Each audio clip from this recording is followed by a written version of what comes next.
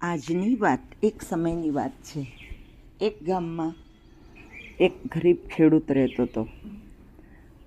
પૈસે ટકે ગરીબ હતો, પરંતુ એની ભગવાન ઉપરની શ્રદ્ધા અદ્ભુત હતી. એ દરરોજ સવારે નાહી ધોઈ અને ભગવાનના મંદિરે દર્શન કરવા જતો. આ એનો ક્રમ હતો. એક વખત એ સવારે ઉઠ્યો, નાહી ધોઈ મંદિરે ગયો. ત્યાં મંદિરમાં જતાં પહેલાં જ આગળ કીચડ આવતું હતું.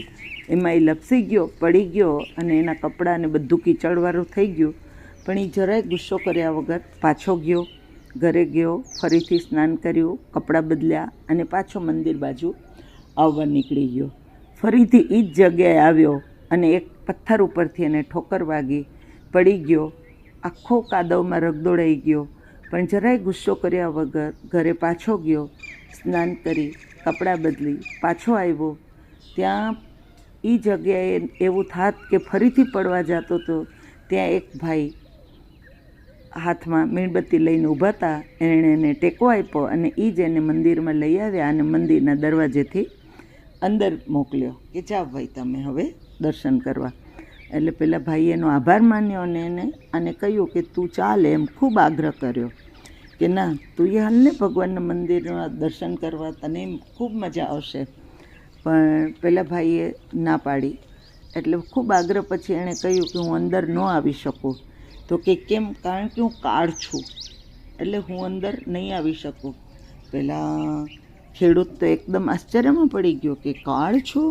તો કે હા, હું તને લેવા માટે આવ્યો હતો. પહેલી વાર તું પડી ગયો ત્યારે હું તને લેવા આવ્યો હતો, પણ તું જરાય ગુસ્સો કર્યા વગર શાંતિથી પાછો વળી ગયો. એટલે તારા બધા પાપ ધોવાઈ ગયા અને તું પાછો આવ્યો.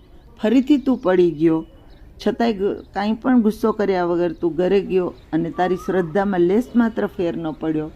તું ફરીથી પાછો આવ્યો, એટલે તારા પરિવારના પાપે નાશ થઈ ગયા.